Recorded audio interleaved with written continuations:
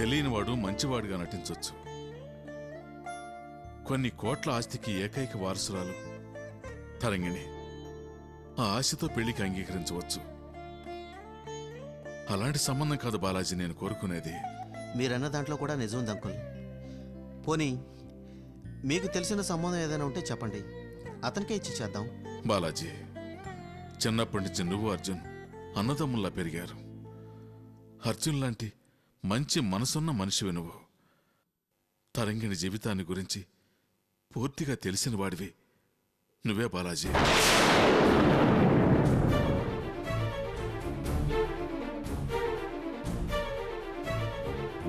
అవును బాలాజీ, నువ్వే తరంగిణి పెళ్లి చేసుకోవాలి.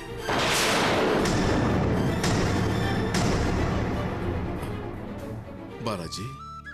అంకుల్, నా ప్రాణ స్నేహితుడు భార్య తరంగిణి, అలాంటి ఆమెను బాలాజీ, రెండో పెళ్ళి అమ్మాయి అన్న అనుమానంతో నేను ఈ మాట అంటున్నానని అనుకోవద్దు. నేను జీవితంలో పెళ్లి చేసుకోవాలనుకుంటే తప్పకుండా విధివంచిన అమ్మాయినే పెళ్లి చేసుకుంటాను. కానీ తరంగిణిని మాత్రం ఆ దృష్టిలో చూడలేదు. నీ మాటకి ఎదురు చెప్పలేకపోతున్నాను బాలాజీ. కానీ నీలాంటి మంచి వ్యక్తి తరంగిణికి దొరుకుతాడా అన్నదే నా బాధ. నాకంటే మంచి వ్యక్తిని వెతుకుదాం అనుకున్నా. అందుకు నేను నా శాయశక్తి వరకు మంచి సంబంధం చూస్తాను. ముందు తరంగిణిని పెళ్లికి ఒప్పించే ప్రయత్నాలు మనం చేయాలి. అలాగే బాబు, వస్తాను.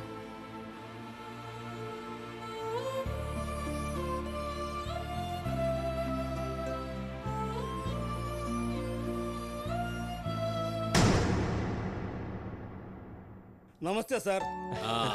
రండి రండి. బయటే సాబ్, బయటే బయటే. ఐఎమ్ సో సారీ, ఇలా జరుగుతుందని అనుకోలేదు. అనుకున్నవన్నీ జరిగితే మనిషికి దేవుడికి తేడా ఉండదు కదండి. కూర్చోండి సార్. ఖాన్ సాబ్, మీ గాయం ఎలా ఉంది? ఈ గాయం నన్నేం చేస్తుంది సాబ్? దాన్ని ఎప్పుడో మర్చిపోయాను. ఆ బద్మాష్ ఔరత్ని ఇంకా చూస్తూ ఊరుకోమంటున్నాడు బేటా. లేకపోతే దాన్ని ఎప్పుడో ఖతం చేసుండేవాడిని. ఆవేశపడకండి ఖాన్ సాబ్. చాలా పకడ్బందీగా ఆ ప్రిన్సిపాల్ ఈ ఘోరాన్ని చేయించింది. మీరు కూడా తొందరపడితే నేరస్తులుగా మిగులుతారే గాని నిజాన్ని శిక్షించలేరు. నేను అదే చెప్తున్నాను ఏపీబీ గారు. మీ చట్టాలు మారాలి సాబ్.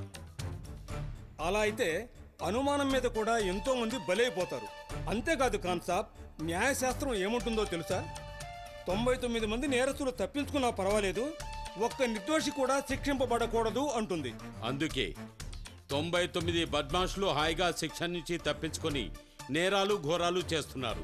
ఒక్క మంచోడు శిక్ష అనుభవించినా పర్వాలేదు, 99 మంది నేరస్తులు బయట ప్రపంచంలో ఉండే ఘోరాలు నేరాలు చేస్తున్నారు సాబ్. బాబా, కోపంతో నువ్వు అలా అంటున్నావే గాని నిర్దోషి శిక్ష అనుభవిస్తే నువ్వు తట్టుకోగలవా? నిజమే, కానీ బాబా, పెద్దలు న్యాయ వ్యవస్థని తరతరాలుగా తరచి చూసి మరీ ఆ గొప్ప సూత్రాన్ని ప్రపంచానికి చెప్పారు. సరే, నా తరీకా కాదు, మీ తరీకా కాదు, వదిలే. ఏపీపీ సాబ్, మన కేసు సంగతి చెప్పండి. చెప్పడానికి ఏముంది? ముఖ్య సాక్షి మానస గారు బెడ్డెన్ అయ్యారు. ఆమె కోలుకోవడానికి కనీసం 1 నెల పడుతుందని చెప్పారుగా. అందుకే వచ్చే నెల లాస్ట్ వీక్కి వాయిదా తీసుకున్నాను. ఆ రాక్షసికి మరో నెల స్వేచ్ఛ దొరికింది. ఎస్ఐ గారు, ఆ ప్రిన్సిపాల్ ఒక్కదానికే మీ మీద పగ ఉంది. ఆ ఆధారంతో అరెస్టు చేయొచ్చుగా? చెయ్యొచ్చు. కోర్టు పర్మిషన్తో రివార్డు కూడా పొందొచ్చు. కానీ తనకు తాను సేవ్ చేసుకోవడానికి చాలా తెలివిగా తన రౌడీల్ని అరెస్ట్ చేయించింది. ఈ దాడికి ఉపయోగించిన రౌడీలు ఎవరో తెలియకుండా చాలా జాగ్రత్త పడింది. ఈ పరిస్థితుల్లో ఆమెను అరెస్ట్ చేస్తే దాడికి పాల్పడ్డ వాళ్ళని కనిపెట్టడం చాలా కష్టం సార్. అందుకే నేను ఏ చర్య తీసుకోలేదు. You are right. మీరు మౌనంగా ఉంటే గానీ ఆమెకు ఈ మౌనానికి అర్థం తెలియక సతమతమవుతారు. అంతేకాదు, ఆ రౌడీల రహస్యం బయటపడాలంటే I have to give her a long rope. నా నిశ్శబ్దం ఆమెకు అర్థం కాక మళ్ళీ మరో ప్రయత్నానికి వెంటనే ముందడుగు వేయలేదు. ఈ సమయాన్ని నేను ఉపయోగించుకొని కలుగుల్లోని పందికొక్కల్ని బయటికి లాగాలి. మంచి ఆలోచనే, కానీ మీ జాగ్రత్తలో మీరు ఉండండి. ముఖ్యంగా ఆవేశపరుడైన ఖాన్ని తొందరపడకుండా జాగ్రత్త తీసుకోండి. అరే ఏపీపీ సాబ్, మీరు కూడా బెటగా సపోర్ట్ చేస్తే నన్ను బయటికి వెళ్ళనివ్వడు సాబ్. ఆ పని చేయి బాబా, నాకు దిగులు లేకుండా ఉంటుంది. మీరంతా పాతకాల మనుషులు. కలేజా గలవాడు కామ్గా కూర్చోకూడదని మా బాబా చెప్పేవాడు. మీరే మాట్లాడుకోండి. బాబా నువ్వు ఉంటే ప్రిన్సిపాల్ని నరికేసి నాకు పని చేపెట్టట్టున్నాడు. కాస్త కంట్రోల్లో ఉంచండి. అలాగే సార్. నేను బయలుదేరుతాను. అన్నట్టు జైల్లో ఉన్న రౌడీలకు బెయిల్ రాకుండా మనం చూడాలి. ఆ ప్రయత్నాలే ప్రిన్సిపల్ చేయడం లేనట్టుంది. అందుకే మనం చాలా జాగ్రత్తగా ఉండాలి. ఒకవేళ వాళ్ళని జైల్లో చంపించినా చంపిస్తుంది. సో జైలు సూపరింటెండెంట్తో ఆ విషయం మనం మాట్లాడి తగు జాగ్రత్తతో ఉండమనండి. అలాగే సార్. వస్తాను. నమస్తే.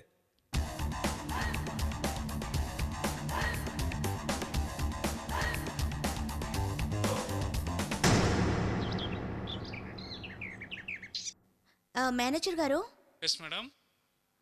రేపటి నుంచి నేను ఆఫీస్కి వస్తున్నాను. థీమ్ పార్క్ పనులు ప్రారంభిస్తాను. ప్రస్తుతం ఇంట్లోనే థీమ్ పార్క్ పనులు చేస్తున్నాను. మీరు గవర్నమెంట్లో మనం చేసిన ప్రపోజల్ ఫైల్స్ అనే రెడీగా ఉంచండి. అలాగే మేడం. ఓకే. నమస్తే మేడం, నా పేరు సత్యబాబు మేడం, కన్స్ట్రక్షన్ మెటీరియల్ కాంట్రాక్టర్ని. రండి, లోపలికి రండి.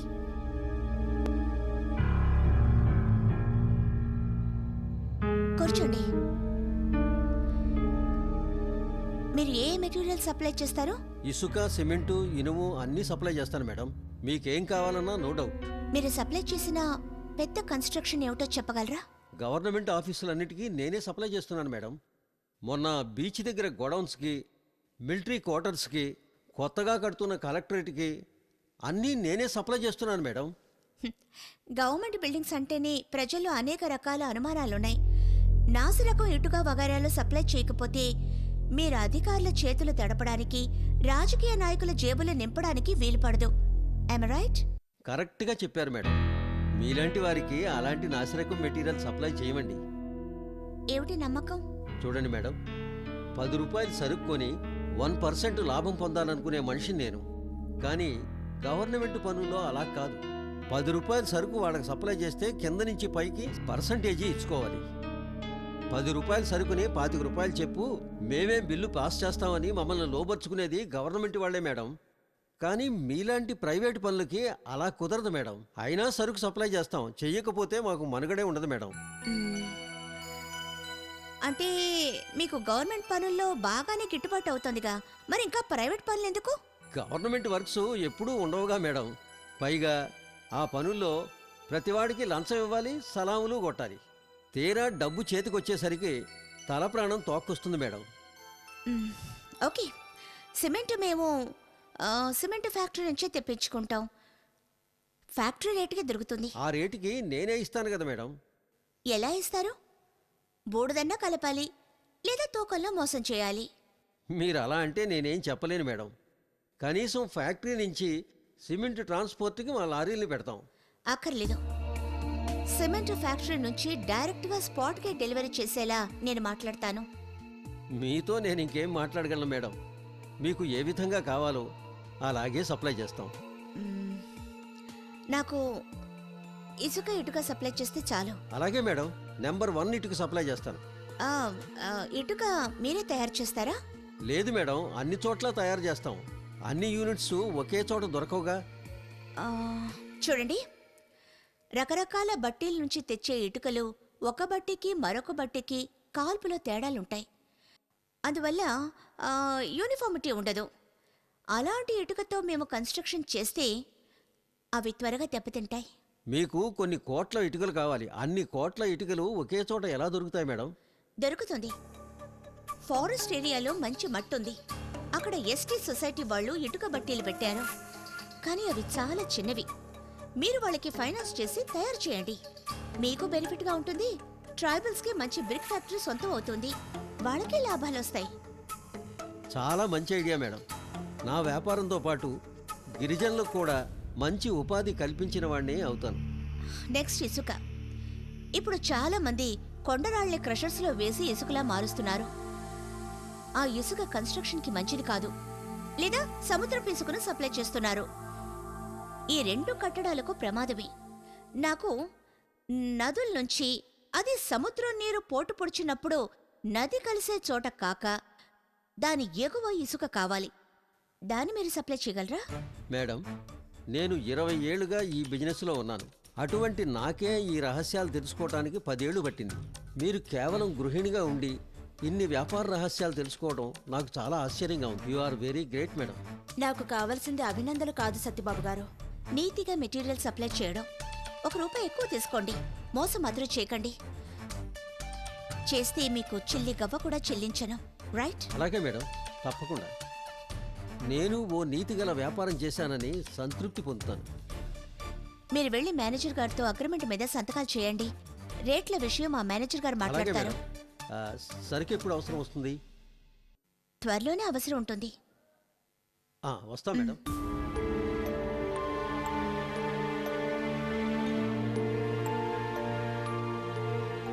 అమ్మా తరంగిణి, పనిలో మునిగిపోయి టిఫిన్ తినడం కూడా మర్చిపోయావు.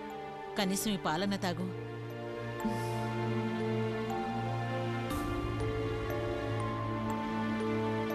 అమ్మా, పాలు తాగమ్మా.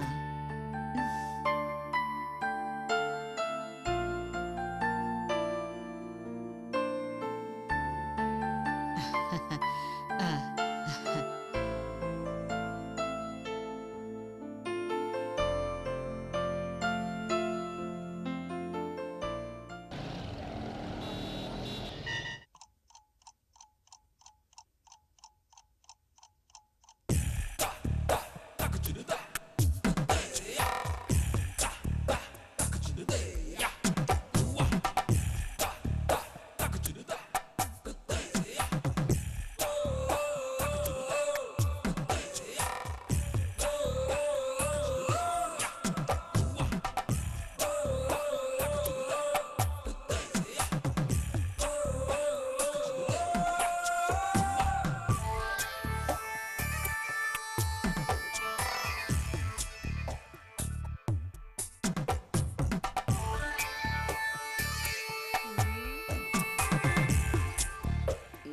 ఇంకా రాలేదు.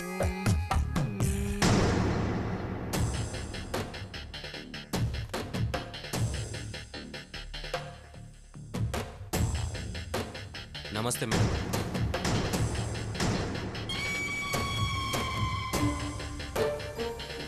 ఇక్బాల్, నువ్వు ఇక్కడికి రావడం ఎవ్వరు చూడలేదుగా?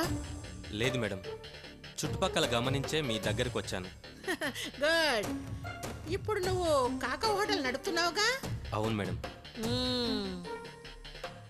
నీ మీద ఏ కేసులు లేవుగా? లేవు మేడం. పైగా నా పేరు రూపం అన్నీ మార్చుకున్నాను. ఇప్పుడు అందరికీ నేను ఇక్బాల్గానే పరిచయం అయ్యాను. అవును, బెజవాడలో నువ్వు చేసిన నేరాల విషయం ఏమైంది? అన్నీ మీ దయ వల్ల కొట్టేశారు మేడం. ఇప్పుడు నేను కృష్ణమూర్తిని కాదు, ఇక్బాల్ని. జనం నమ్మకం కోసం ప్రతిరోజు మసీదుకి కూడా వెళ్తున్నాను.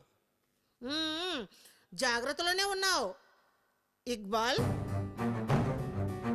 ఇప్పుడు జరిగిందంతా నీకు తెలుసుగా? తెలుసు మేడం. నేనిప్పుడు ఏ హత్య చేసినా నన్నెవ్వరూ అనుమానించరు. అలాంటిదేమైనా ఉంటే చెప్పండి, మీ రుణం తీర్చుకుంటాను. వద్దు ఇక్బాల్, ఇప్పుడు నెత్తుటి మరకలొద్దు. కత్తి సాధించలేనిది కొన్నిసార్లు మెదడు సాధిస్తుంది. చెప్పండి మేడం, మీకోసం ఏదైనా చేస్తాను. నా పతనానికి మానసికి పెద్ద లింక్ ఏర్పడింది. దాన్ని అంతం చేయడం అంత సులువు కాదని తేలిపోయింది. నాకు అవకాశం ఇవ్వండి మేడం. నో, ఇప్పుడు దాన్ని చంపితే చాలా తేలిక దొరికిపోతాం. క్షణం కూడా కన్ను ముయ్యకుండా ఆ ఎస్ఐ కానుగాళ్ళు మనం ఏదైనా ప్రయత్నం చేస్తామేమోనని కాచుకొని కూర్చున్నారు. అలాంటి ప్రయత్నం మనం చేస్తే అక్కడే కాల్చి పారేసి చట్టం ద్వారా మనకు మరణ శాసనం రాయడానికి సిద్ధంగా ఉన్నారు. అది కాదు మనం ఇప్పుడు చేయాల్సింది. ఈ మానస ఎవరు, ఎక్కడి నుంచి వచ్చింది, దాని పూర్వపరాలు ఏమిటి, తల్లిదండ్రులు ఉన్నారా, ఉంటే వాళ్ళ దగ్గరికి ఎందుకు వెళ్ళడం లేదు, పెళ్ళయిందా, అయితే ఆ మొగుడు ఎవరు, ఈ వివరాలన్నీ చాలా రహస్యంగా సాధించి తీసుకురావాలి. అలాగే మేడం. ఆ అలాగే అంటే నువ్వు అనుకున్నంత తేలిగ్గాది ఇక్బాల్. ఆ మానస ఎవరో ఏమిటో ఒక్క రహస్యం కూడా బయటకు పడనీయలేదు. ఒకవేళ ఆ ఎస్ఐ ఫ్యామిలీకి తెలిసినా బయట పెట్టరు. అలాగే మేడం. అవును ఇక్బాల్, అది ఎక్కడి నుంచి వచ్చిందో తెలుసుకోవాలంటే దానికి సంబంధించిన సర్టిఫికెట్లు సాధించాలి. అలాంటి సర్టిఫికెట్లు దొరికితే దాని రూట్స్ ఈజీగా తెలిసిపోతాయి. మేడం, నాదో చిన్న ఐడియా. చెప్పు. మానసికి ఇలా ప్రమాదం జరిగిందని త్వరగా కోరుకోవాలని ఆమె ఫోటో పేపర్లో వేయిస్తే ఆచూకీ తెలుస్తుందేమో. చేతులారా మనమే ఇరకాటంలో పడతాం ఇక్బాల్. మేడం, అవును ఇక్బాల్, అలాంటి ప్రకటన ఇస్తే ఎస్ఐ ఇవ్వాలి. అతను కాక మరొకళ్ళు ఆ ప్రకటన ఇస్తే తప్పకుండా ఆ ప్రకటన ఎవరిచ్చారని ఆ ఎస్ఐ గాడు కూపిలాగుతాడు. ఆ దెబ్బతో మనం బయటపడతాం. మనల్ని చాలా తేలిగ్గా అరెస్ట్ చేసి కాళ్ళు చేతులు విరగొట్టి నిజాలు బయట పెడతారు. అవును మేడం. అందుకే నీ తెలివితేటలు ఉపయోగించి ఆ మానస పుట్టు పూర్వోత్తరాలు, దానికి సంబంధించిన మనుషుల వివరాలు నాకు సాధ్యమైనంత త్వరలో అందించాలి. అలాగే మేడం. చూడు, నీ మీద ఏ మాత్రం అనుమానం రాకుండా పుణ్యక్షేత్రాలకు వెళ్తున్నట్టు నీ హోటల్లో చెప్పి బయలుదేరు. అలాగే మేడం. ఏడుకొండలవాడ వెంకటరమణ గోవింద గోవింద. ఏడుకొండలవాడ వెంకటరమణ గోవింద గోవింద. అయ్య బాబోయ్, ఇదేంటి నేనేదో తీర్థయాత్రలు పోతున్నట్టు?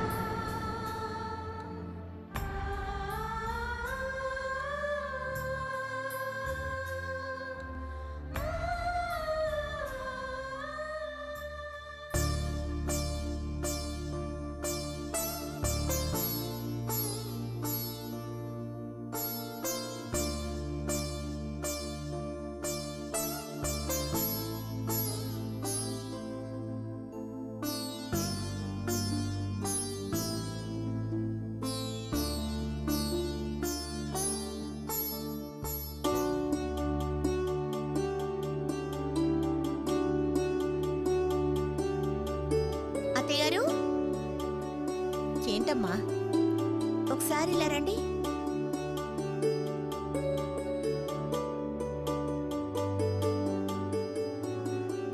మావయ్య. ఏంటమ్మా?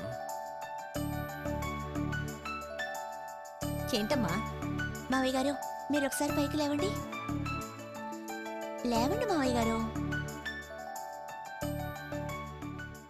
తీసుకోండి, తీసుకోండి అత్తయ్య.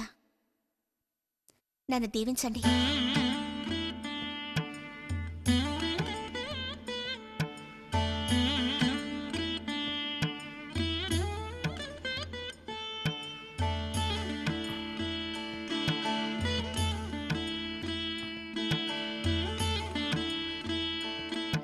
దీర్ఘ సుమంగళి భవ. ఏమిటమ్మా విశేషం?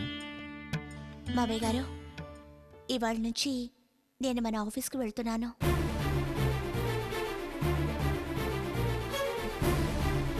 నువ్వు ఆఫీస్కి వెళ్తావా? అవునత్తయ్యా. థీమ్ పార్క్ పనులు స్టార్ట్ చేస్తాను. అతి త్వరలోనే కన్స్ట్రక్షన్ ప్రారంభించాలి. అది కాదమ్మా, ఈ పరిస్థితుల్లో. పరిస్థితులు ఎలా ఉన్నా ఎలా మారినా ఆయన కోరిక త్వరలోనే తీరుతుంది. నీదసలే పచ్చి ఒళ్ళు.